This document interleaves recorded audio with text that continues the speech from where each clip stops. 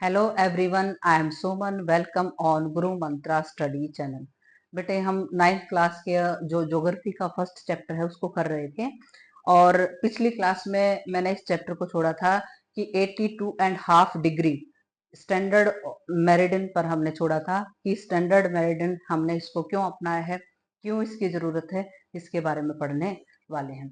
तो देखो कि जो स्टैंडर्ड ऑफ मेरिडियन है वो कितने डिग्री पर आपने ऐसे पढ़ा था। जैसे पिछली क्लासेस जो बच्चे अटेंड नहीं की हैं वो पिछली क्लासेस को अटेंड करके तब इस क्लास पर आएंगे तो ज्यादा बेहतर समझ में आएगा, क्योंकि मैंने लैटिट्यूड्स को भी पढ़ा है और लॉन्गिट्यूड्स को भी पढ़ा है, जिसमें हमने डिग्रीज पढ़ी थी कि इंडिया 8 डिग्री 4 और 37 6 और 68 7 और ऐसे ही 97 25 यहाँ पर लॉन्गिट्यूड्स और लेटिट्यूड्स के बीच में इंडिया एग्जिस्ट करता है। पिछली क्लास में हमने पढ़ा था बेटे कि किस तरीके से जो हमारा इंडिया है वो यहाँ से, जैसे अगर यहाँ सनरेज आती है तो हमारी जो अर्थ है वो कैसे घूमती है, वेस्ट से लेकर ईस्ट की तरफ घूमती है। यानी कि हमारी अर्थ ऐसे है तो वो इस तरीके से घूमेगी तो इधर वाले हिस्से पर पहले रोशनी आएगी। यानी कि ये जो इधर कॉर्नर मोस्ट पर जो इलाका है ये हमारा अरुणाचल प्रदेश है। अरुणाचल प्रदेश के अंदर सबसे पहले क्या आएगी, सनलाइट आएगी। और यहाँ तक पहुंचते पहुंचते इनको कितना टाइम लग जाता है, 2 आवर्स का टाइम लग जाता है। तो हमारे सामने बहुत बड़ी समस्या थी कि जब सनलाइट यहाँ पर आती है और यहाँ तक 2 घंटे के बाद फिर यहाँ पहुंचती है, तब तक पहली बार जब यहाँ सनलाइट आती है तब यहाँ पर क्या होता है, डार्कनेस होती है, अंधेरा होता है। तो इस बात की सॉल्यूशन के लिए हमें टाइम को इस तरीके से फिट करना होगा ताकि क्या है, पूरे देश में एक टाइम जोन को लागू किया जा सके। मान लो कि यहाँ जैसे 6 बजे यहाँ पर सनलाइट आती है तो यहाँ पहुंचते पहुंचते ये 82.5 को बीचों बीच ले रखा है। यानी कि देश का जो इलाका है 82.5, इसके बीच में सारी की सारी डिग्री कितनी आती है, 30 डिग्री। मैं पिछली क्लास में इस बात को बहुत बेहतरीन तरीके से समझा चुकी हूँ। 30 डिग्री, 1 डिग्री के अंदर 4 मिनट होती है, 30 के अंदर कितनी हो जाएगी, 120 मिनट। तो इस यहां से यहां तक हमने 15 डिग्री को ले लिया, यानी कि बीचों बीच एक लाइन बनाई जो कहां बनती है, 82 डिग्री 30 यहां पर बनती है। अब इसको हमने अपना क्या बना लिया, स्टैंडर्ड मेरिडियन बना लिया। और किसका बनाया, किसका बनाया, इंडिया का बनाया। अब क्या होगा कि यहाँ जैसे जैसे यहाँ पर लाइट आएगी तो तब तक क्या बज जाएंगे, 7 ओ क्लॉक बज जाएंगे। और इसके बाद ये यहाँ पर लाइट आएगी, उसी उसी लाइट मतलब जो 6 ओ क्लॉक यहाँ पर लाइट थी वहां उसी रोशनी के साथ लाइट को पहुंचने में 2 घंटे का समय लग जाएगा। इसका मतलब ये फिर कितने बजे पहुंचेगी, 8 ओ क्लॉक पहुंचेगी। अब इस समस्या का समाधान करने के लिए हमने क्या किया, हमने जब यहाँ पर 6 ओ क्लॉक बज रहे हैं ना, इसको हमने क्या कह दिया, 7 ओ क्लॉक ही कह दिया कि 7 ओ क्लॉक हो रहे हैं। और जब ये 2 घंटे के बाद यहाँ पर रोशनी आएगी तो यहाँ इसको हमने एक ही टाइम से डिनोट कर दिया कि अब पूरे देश में क्या रहेंगे, 7 ओ क्लॉक रहेंगे। यानी कि बीच का हमने ऐसा टाइम निकाला जिससे ये यहाँ पर अगर सनलाइट आ रही है तो तब भी 7 ओ क्लॉक है, इस तरीके से। तो अब ये पूरे देश में हमें अपने टाइम को आसान करने के लिए 1 घंटा इधर से कम कर दिया और 1 घंटा इधर से ज्यादा कर दिया, जिससे एक कॉमन टाइम हमने क्या कर लिया, इंप्लीमेंट कर लिया। फिर एक और क्वेश्चन बनता है जिसको क्या कहते हैं, ये स्टैंडर्ड ऑफ मेरिडियन है, वो कौन कौन से क्या है जो हमारी स्टेट है उनसे गुजरती हैं। तो इसके लिए एक और मैप हमारे पास है, ये रहा, ये state through standard meridian passes. अब ये कौन कौन सी स्टेट है ये आपको पता होना चाहिए। ये वाला इलाका ये आपका उत्तर प्रदेश, यानी कि उत्तर प्रदेश, और उत्तर प्रदेश के अंदर एक प्रमुख शहर है जिसका नाम क्या है, मिर्जापुर। यहां से हमारी जो स्टैंडर्ड ऑफ मेरिडियन है ये गुजरती है। तो यूपी का भी क्या, कौन सा इलाका, मिर्जापुर के इलाके से स्टैंडर्ड ऑफ मेरिडियन गुजरती है। फिर ये कौन सा है, मध्य प्रदेश। ये वाला क्या है, छत्तीसगढ़। ये कौन सा है इधर, बहुत ही कम इलाका किसका आता है, आपका ओडिशा का इलाका आता है, और ये क्या है, आंध्र प्रदेश। तो इस तरीके से यूपी, मध्य प्रदेश, छत्तीसगढ़, ओडिशा और ये क्या है, आंध्र प्रदेश, इन स्टेट से हमारी कौन सी रेखा 82.5 डिग्री ईस्ट वाली जो रेखा है, जिसको हमने स्टैंडर्ड मेरिडियन माना है, यानी कि स्टैंडर्ड टाइम माना है, उसको हमने क्या कर लिया है, फिक्स कर लिया है। यानी कि अगर यहाँ 7 o'clock इसको मान रहे हैं तो पूरे देश में क्या रहेगा, 7 o'clock रहेगा। 10 o'clock यहाँ पर है तो पूरे देश में क्या रहेगा, 10 o'clock रहेगा। यानी कि एक पर्टिकुलर टाइम को हमने यहाँ पर सेट किया कि सनलाइट जिस दौरान यहाँ पर जिस तरीके से पड़ रही है और टाइम को उस अकॉर्डिंग हमने फिक्स किया और पूरे देश में उसको क्या कर दिया, लागू कर दिया। किस डिग्री के अकॉर्डिंग, 82.5 या 82.30 इसको कह सकते हैं। तो ये रही आपकी स्टैंडर्ड ऑफ मेरिडियन। अब अगला देख लेंगे बेटे। हाँ, यहां तक हम पढ़ चुके हैं, ये 2 hours लेग बिहाइंड रहता है। अब इसको बेटे आप चैप्टर के अंदर से देखना, पढ़ना कि क्या मैंने वो सारी बातें बताई हैं जो चैप्टर के अंदर लिखी हुई हैं या नहीं। अगला देखेंगे, from Gujarat to Arunachal Pradesh there is a time lag of the 2 hours, ये मैं बता चुकी हूँ। Hence, the time along the standard meridian of India, 82.5 east passing through Mirzapur in Uttar Pradesh, in taken as the standard time for the whole country. यानी कि पूरे देश में इस टाइम को क्या किया जाता है, इम्प्लीमेंट किया जाता है। अब ये देखें, why is the difference between the duration of the day and night hardly felt at the Kanyakumari but not in Kashmir. यानी कि कन्याकुमारी में दिन और रात का बहुत बड़ा अंतर देखा जाता है, लेकिन कश्मीर के अंदर इतना दिन और रात का डिफरेंस नहीं देखा जाता। इसको मैप से सीखेंगे, यानी कि मैप से इधर आपकी जो अर्थ है, बहुत इंपॉर्टेंट ये कंसेप्ट है बेटे, इसको बहुत ध्यान से सुनना। जो हमारी अर्थ है वो इस तरीके से, जो अभी बताती हूं, एक बार देखेंगे, बहुत बेहतरीन तरीके से इसको एक्सप्लेन करेंगे। जैसे ये अर्थ है, अर्थ अगर एक्सिस ऐसा होता, बिल्कुल सीधा होता, तो एक जैसी सनलाइट इस तरीके से आती, लेकिन हमारी जो अर्थ है वो इस एक्सिस पर बिल्कुल भी नहीं घूम रही, वो थोड़ी सी क्या है, टिल्टेड है। टिल्टेड का मतलब क्या है, थोड़ी सी टेढ़ी है।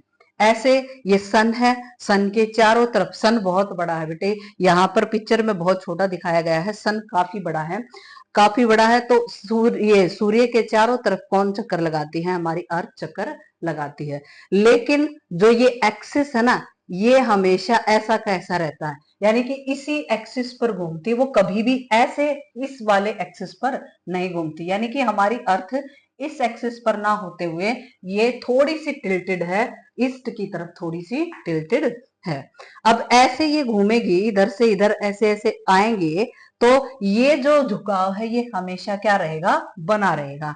ऐसे ये झुकाव इधर भी और इधर भी ऐसे बना रहेगा। अब देखिए, जब सन इधर है, सन इधर है और लाइट नॉर्थ पोल पर जा रही है, क्या जा रही है, नॉर्थ पोल पर लाइट जा रही है। जैसे आपका 21 जून का जो समय होता है ना, क्या होता है, 21 जून का जो समय होता है, यहाँ पर नॉर्दर्न हेमिस्फीयर में लाइट क्या होती है, ज्यादा होती है। इसी कारण जो हमारा हरियाणा है, पंजाब है, यूपी है, इन इलाकों में हीट क्या होती है, ज्यादा होती है। यानी कि पृथ्वी जब क्या करती है, रिवोल्यूशन करती है, क्या करती है, रिवोल्यूशन, तो वो हमेशा टिल्टेड रहती है। और कितनी रहती है ये, 23.5 डिग्री टिल्टेड रहती है। ये जैसे हमने टॉपिक ऑफ कैंसर या कैप्रिकॉर्न पढ़ा था, उसी के डिग्री के अकॉर्डिंग ये टिल्टेड रहती है। तो इस तरीके से अब यहाँ नॉर्थ पोल पर हीट ज्यादा जा रही है, ऐसे ऐसे जब ये पृथ्वी यहां तक आएगी, तो ये देखो, ये साउथ पोल पर हीट ज्यादा है और नॉर्थ पोल पर हीट कम है। ये इधर वाला साउथ पोल है और नॉर्थ पोल किस में आ गया है, छाया क्षेत्र में आ गया है। कहने का मतलब यहाँ पर अब लाइट नहीं जा रही। जैसे आप दिसंबर के टाइम में देखते हो कि दिसंबर के टाइम में हमारा नॉर्थ इंडिया के पार्ट में क्या स्टार्ट हो जाती है, ठंड स्टार्ट हो जाती है। यानी कि ये नदर्न हेमिस्फेयर में ठंड स्टार्ट हो जाती है और सदर्न हेमिस्फेयर में क्या है, गर्मी का एहसास होता है। तो इस तरीके से हमारा सन बीचों बीच, पृथ्वी क्या है, सन के चारों तरफ क्या लगाती है, चक्कर लगाती है। तो ये देखो इधर तो जून में, यहाँ जून लिखा हुआ है, जून नदर्न पोल और किसका एहसास होता है, गर्मी का एहसास होता है। और ये समर सोलस्टिक यहाँ पर होता है कौन से हेमिस्फेयर में, नदर्न हेमिस्फेयर में। इसका ओपोजिट देखो, पहले इनको बाद में पढ़ेंगे, पहले इसको देखो। इसका ओपोजिट जब होता है कि जब दिसंबर का जब टाइम आता है तो नदर्न पोल पर यानी कि नदर्न हेमिस्फेयर के आसपास क्या रहती है, आपकी ठंड रहती है, जिसको क्या कहते हैं, विंटर सोलस्टिक कहते हैं। और किस में कहते हैं, नदर्न हेमिस्फेयर में। ध्यान से सुनना बेटे, जब यहाँ पर सनलाइट ज्यादा है ना नदर्न हेमिस्फेयर में, जो कि जून है, 21 जून सबसे ज्यादा बड़ा दिन जिसको कहा जाता है, दिन का समय 21 जून को कहा जाता है, ये नदर्न हेमिस्फेयर में। और कब होती है, जून के महीने में। और इसको हम क्या कहते हैं, समर सोलेस्टिक कहते हैं। क्या कहते हैं, समर। इसके बिल्कुल ऑपोजिट जब आती है अर्थ, यानी कि घूम के और इस तरफ आएगी, तब क्या है, नदर्न हेमिस्फीयर में सनलाइट कम रहेगी और सदर्न में क्या रहेगी, ज्यादा रहेगी। कहने का मतलब नदर्न हेमिस्फीयर में अब ठंड का मौसम होगा और सदर्न हेमिस्फीयर, जहां पर सदर्न हेमिस्फीयर में जो भी कंट्री लगते हैं वहां पर हीट क्या रहेगी, ज्यादा रहेगी, जिसको हम क्या कहते हैं, विंटर सोलस्टिक कहते हैं। लेकिन पढ़ सिर्फ एक ही तरफ से रहे हैं, नदर्न हेमिस्फीयर की तरफ से पढ़ रहे हैं। अगर यहाँ पर नदर्न हेमिस्फीयर में समर सोलस्टिक है तो ऑटोमेटिकली यहाँ पर सदर्न हेमिस्फीयर में क्या हो जाएगा, विंटर सोलस्टिक हो जाएगा, ऑपोजिट हो जाएगा। इतना समझ में आना चाहिए।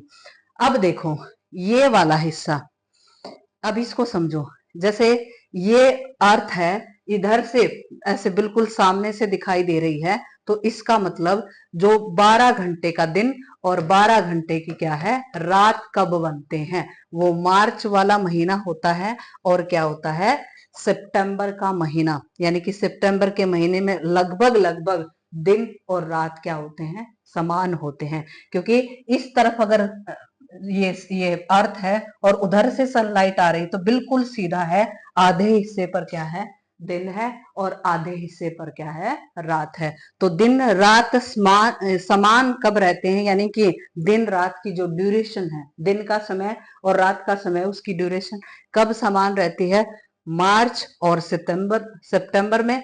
और नदर्न हेमिस्फीयर में जो समर सोलस्टिक है वो कब आता है, जून के अंदर आता है। और 21 जून को सबसे बड़ा दिन कहा जाता है। तो ये कहने का मतलब ये है, इसको यहाँ पढ़ने का मतलब ये है कि जो सन है, सन जब क्या है, जो सन के चारों तरफ पृथ्वी रिवोल्यूशन करती है तो उसमें किस में चेंज आता है, ये हमारा मौसम में चेंज आता है, जिसमें हमारी 4 ऋतुएं बनती हैं। वो किसके प्रभाव के कारण होती है, जब हमारी पृथ्वी सूर्य के चारों तरफ क्या लगाती है, चक्कर लगाती है, तब इसमें क्या आता है, परिवर्तन आता है। यानी कि हमारे जो 4 सीजन्स हैं उनका क्रिएशन होता है।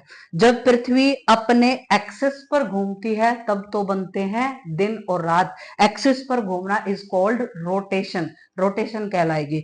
और सन के चारों तरफ चक्कर लगाना क्या कहलाएगा, रेवोल्यूशन।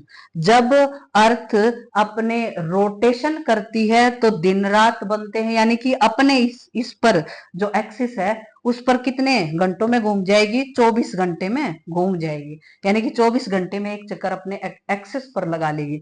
लेकिन यही एक चक्कर जो सूर्य के चारों तरफ लगाती है उसमें लग जाते हैं 365 डेज लग जाते हैं। और इन 365 डेज में जब ये चक्कर लगाती है तो होता क्या है, सीजन्स बनते हैं। क्या बनते हैं, सीजन्स, अलग अलग क्या बनते हैं, मौसम का निर्माण होता है।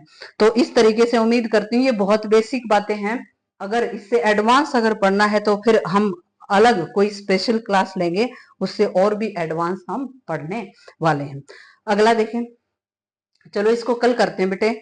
इसको जैसे Arctic Circle, Tropic of Cancer, ये हम वैसे बहुत ही आसान है, इसको हम कल की क्लास में एक्सप्लेन करने वाले हैं। तब तक बच्चे जो 9th क्लास में पढ़ रहे हैं, अपने जो दोस्त हैं उनके साथ इस जो वीडियो को शेयर करें। बाकी जिसने पिछली क्लासेस को नहीं देखा है, आप पिछली क्लासेस को भी देखें, ताकि आपको ये वाली क्लासेस बहुत बेहतरीन तरीके से समझ में आए। तब तक के लिए बाय बाय।